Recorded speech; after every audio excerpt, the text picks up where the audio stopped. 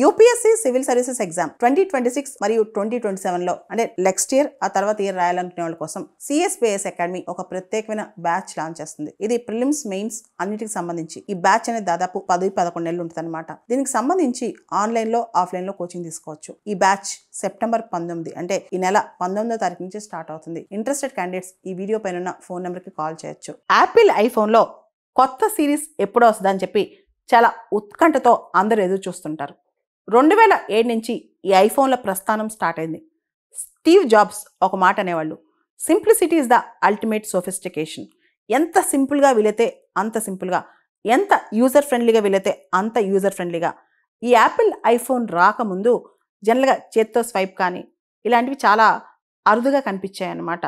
Actually చిన్న buttons ఉండటం లేదా కీప్యాడ్స్ ఉండటం, స్టైలస్ యూజ్ చేయటం అలాంటి ఫోన్స్ వచ్చాయి. కానీ యాపిల్ వచ్చి ప్రపంచాన్ని మార్చేసింది. మనం ఒకసారి యాపిల్ ఫోన్స్కి అలవాటు పడిపోతే అదొక అడిక్షన్ అయిపోద్ది అనమాట. ఇంకొక సిరీస్లోకి వెళ్ళలేం.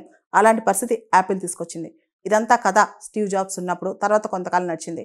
ఇప్పుడు యాపిల్ 17 త్వరలో మార్కెట్లోకి రాబోతోంది. ఈ 17 సిరీస్ మీద పెద్దగా బజ్ అంతా క్రియేట్ అవ్వలేదు. అసలు యాక్చువల్లీ ఎప్పుడైతే 17 సిరీస్ సంబంధించిన కొంత డేటా లీక్ అయిందో యాపిల్ యొక్క మార్కెట్ వాల్యూ తగ్గిపోయిందనమాట. యాక్చువల్లీ యాపిల్ యొక్క మార్కెట్ వాల్యూ $3.5 ట్రిలియన్. దానిలో 3.2% వాల్యూ తగ్గిపోయింది సడన్గా విత్ ఇన్ 2-3 డేస్ అనమాట. అంటే దాదాపు $112 బిలియన్ వర్త్ యాపిల్ నష్టపోయిందనమాట. ఎందుకంత నష్టపోయింది? ఒక్కసారి యాపిల్ 17 వస్తుంది అనగానే యాక్చువల్లీ మార్కెట్ వాల్యూషన్ పెరగాలి కదా, ఎందుకు తగ్గిపోయింది? దీని మీద ఇప్పుడు ప్రపంచంలో టెక్ ఎక్స్పర్ట్స్ కావచ్చు, ఇన్వెస్టర్స్ కావచ్చు, అందరూ చర్చిస్తున్నారనమాట. అసలు ఒకసారి యాపిల్ 17కి ఎందుకు అంత క్రేజ్ తగ్గిందో కొన్ని కారణాలు చూద్దాం.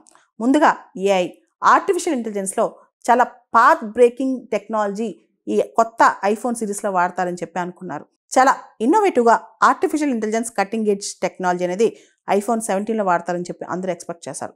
అంతేకాదు హార్డ్వేర్లో కూడా చాలా రాడికల్ చేంజెస్ ఎక్స్పెక్ట్ చేశారు. దాంతోపాటు దీనిలో ఒక పెద్ద సర్ప్రైజ్ వస్తుంది అని చెప్పి కూడా ఊహించారనమాట. కానీ ఇక్కడ లిమిటెడ్ సర్ప్రైజ్, అంత పెద్ద సర్ప్రైజ్ లేదు. ఉన్న వాటిలో కొంచెం ఇంక్రిమెంటల్ చేంజ్, కానీ గేమ్ చేంజర్ అంటూ ఏం లేదనమాట. దాంతోపాటు ఈ కొత్త ఐఫోన్ 17 సిరీస్ యొక్క ఫీచర్స్ కొన్ని ఆల్రెడీ లీక్ అయిపోయాయి అనమాట. అంటే థిన్ సైజ్ అని ఇలా రకరకాల ఫీచర్స్ లీక్ అయిపోయాయి. దాంతో పెద్దగా సర్ప్రైజ్ లేదని చెప్పి అందరూ ఫీల్ అయ్యారు. అండ్ వీటన్నిటితో పాటు ఆల్రెడీ యాపిల్ ఐఫోన్ మార్కెట్ సాచురేషన్లో ఉంది. స్ట్రెచ్డ్ వాల్యుయేషన్ అనమాట. పెద్దగా మనకి ఆటోమేటిక్గా పెద్ద లాభాలు సడన్గా ఏం కనిపించవు. దాంతోపాటు సర్ప్రైజెస్ లేకపోవడం వల్ల మార్కెట్ వాల్యుయేషన్ అనేది పడిపోయింది సడన్గా. వీటన్నిటితో పాటు ఆల్రెడీ టారిఫ్స్, విపరీతమైన టారిఫ్స్. యాపిల్ కంపెనీ ఈ టారిఫ్స్ అన్నింటినీ తనే భరిస్తుంది. ఇమీడియట్గా కస్టమర్స్కి పాస్ ఆన్ చేయట్లేదు అనమాట. దీంతో యాపిల్ మార్కెట్ వాల్యూ అనేది 3.2% పడిపోయింది. వీటన్నిటితో పాటు అంతర్జాతీయంగా చాలా ఆండ్రాయిడ్ ఫోన్స్లో ఏఐ పాత్ బ్రేకింగ్ ఫీచర్స్ వచ్చేసాయి అనమాట. ముఖ్యంగా శాంసంగ్ నుంచి యాపిల్కి చాలా టఫ్ కాంపిటీషన్ ఎదురవుతుంది. ఈ టైంలో యాపిల్ ఈ మొత్తం కాంపిటీషన్ ఎదురుడే నిలబడగలదా? భవిష్యత్తులో యాపిల్కి ఇంత క్రేజ్ ఉంటుందా? ఇదే పెద్ద ప్రశ్న.